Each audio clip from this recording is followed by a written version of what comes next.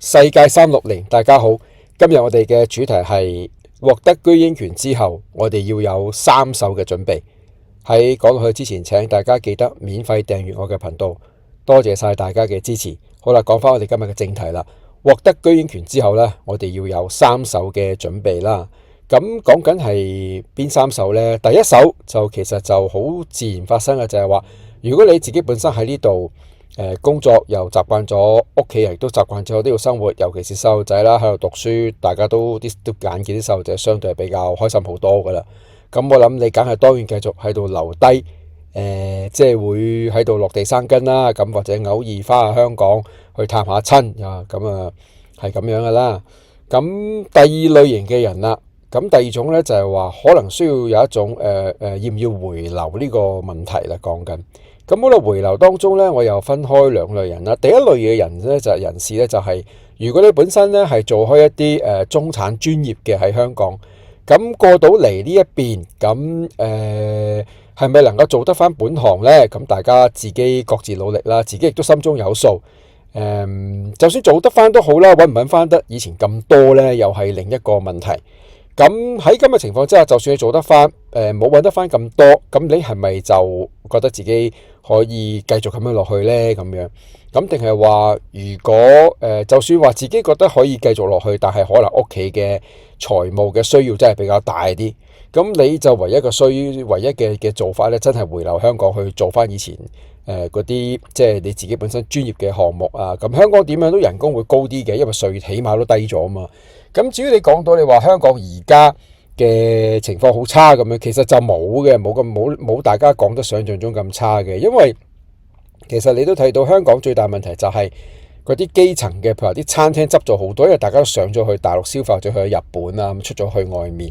咁其實你睇一睇喎，其實我哋見得到香港嘅人都消費力都依然好強勁。其實如果你係本身自己做開專業人士，有大專學歷以上，其實喺香港做嘢嘅就業嘅環境依然都係唔係太差嘅，都係有一定嘅發展空間嘅。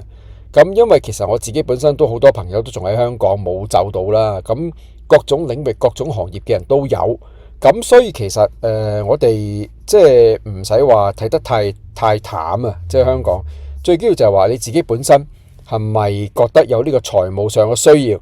又或者事業發展上，你真係冇辦法接受呢一邊可能暫時遇到嘅一啲瓶頸位咁樣咯。咁所以我覺得呢個時候嘅你呢，回流係可以接受嘅，做一個太空人啦，唔係一個好理想嘅安排，但係你都要咁樣做啦。咁第二類型要回流嘅人呢，我就勸你三思啦。譬如話，如果你本身喺香港做開啲比較基層啲嘅工作嘅，藍領啊或者係餐廳嗰啲，我就勸你留翻去英國啦。因為你無論點樣都，我啲英國呢嘅pay 咧都會穩定少少嘅。你而家香港嗰度咁多嗰啲國內嘅朋友移咗民過嚟，新移民搶晒啲工作，人工仲平過你。咁唔係話英國就冇外面嘅人移民入嚟，但係佢冇個人數同埋容易度冇咁高咯。畢竟佢已經唔再歐盟嘅成員啊嘛。以前大量嘅東歐人士衝入嚟，而家嗰啲東歐人走晒啦嘛。咁變咗就始終啲基層嘅，我見到自己身邊嘅朋友好多做一啲餐飲業嘅，或者甚至乎做啲裝修，其實個收入反而係仲好過喺香港嘅。我見到有啲咁呢一類型嘅人呢，我就勸你就唔好翻去香港啦，因為呢樣嘢我都見得到嘅。譬如以前我有個朋友，佢係做喺香港就做呢個茶餐廳嘅水吧嘅。咁啊佢都離開咗啦，咁就即係去咗第二度啦，去邊度又唔需要講。咁但係佢都講翻俾我聽，佢以前翻工嗰間茶餐廳都執咗啦，咁樣。其實就如果你係基層嗰方面職業嗰種嘅嗰一類別嘅話呢，我就勸你就留喺英國比較好啲啦，即係辛苦啲，但係起碼都比較穩陣啲咁解啦。好啦，咁第3手選擇，第3手嘅準備係啲咩呢？咁你都係可以，你有冇諗過去第二個地方嗰度工作？咁而呢個地方係邊度呢？就係有一個建議就係去波蘭啦。哇！你睇下一講到波蘭，即刻就唔係，喂，我都唔識講波蘭話嘅。當然啦，波蘭話係咩話？又既不是德文，也不是呢個斯拉夫文，即係俄羅斯文，係介乎於中間嘅。嗰個就叫做波蘭文。咁啊，唔係容易學嘅一種東歐語言。咁問題就你點樣去嗰度翻工呢？其實我叫你哋嘅呢，就係建議嘅呢，就係話你去揾一啲外國公司呢，喺波蘭嗰度開設分公司嘅，加入佢哋嘅國際團隊喺裏面翻工，佢哋都係以英語為溝通嘅。咁點解會有呢個諗法呢？我諗大家都喺歐洲都睇得到啦，最近都成日喺度吹奏緊，都唔係吹奏嘅，應該就係話最近都有講咗，波蘭係會成為明日之星啊，第時會好好嘅。咁其實有幾好就唔知道啦，咁啊多多少少有啲水分啊，有啲人就可能想過嚟炒樓啊，話佢嗰度好啦。咁啊，始終波蘭有佢自己問題嘅，都係前共產到而家，同埋佢都係喺呢個俄羅斯嘅嗰種近佢啊，都係比較喺佢陰影當中，個政治都係有少少地緣政治嘅唔穩定啦。咁但係點解話都會被認為係一個明日之星呢？其實又翻去佢基本面咯，大家都見到啦。喺一二次大戰之後，咁你都睇到啦，唔使講啦，佢一二次大戰都係俾德國佬點樣糟質法眼見啦，之後又俾俄羅斯立咗去做咗一個咁嘅加盟共和國啊，咁然後呢，佢喺1990年脫歐之後呢，咁啊離開咗呢個俄羅斯，自己成為國家。其實佢差唔多到公元2000年先開始發展嘅。咁其實佢而家同一般嘅歐洲國家，法國、德國啊、西班牙、英國有咩最大分別呢？其實就係佢哋嘅人呢，就變得好勤力，同埋對於錢、事業同埋經濟發展就好渴求啊！佢哋而家好勤力，咁其實所以就變咗就係話，其實好多公司就中意去佢嗰度開公司，就發展事業咯。好多時將一啲其他嘅工作咧就 outsource， 就其實拎咗去波蘭嗰度做嘅。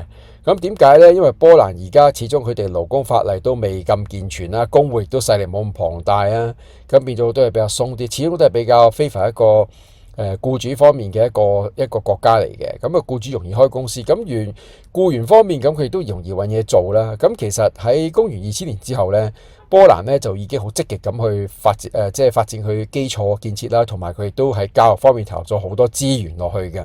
咁所以變咗就係話，佢哋而家嘅人嘅教育水準呢，就當然比以前好咗好多啦。同埋最重要就係話，好多人都學識咗講英文，即係識咗英文之後呢，你就能夠同呢個國際舞台去接軌咯。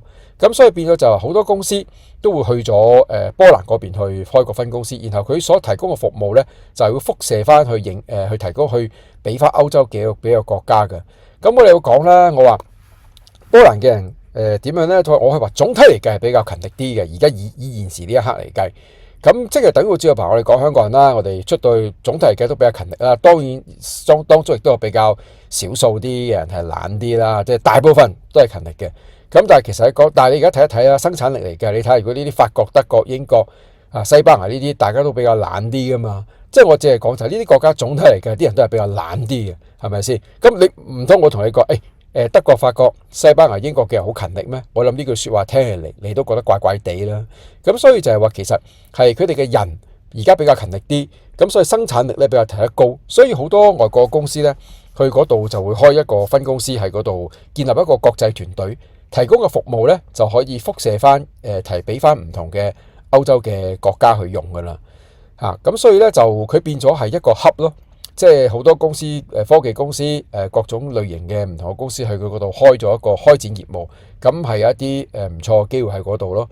咁大家就或者可以考慮下啦，自己睇睇啦，一個建議嚟嘅啫嚇。好，今日我哋嘅題目就講到呢度，下次見。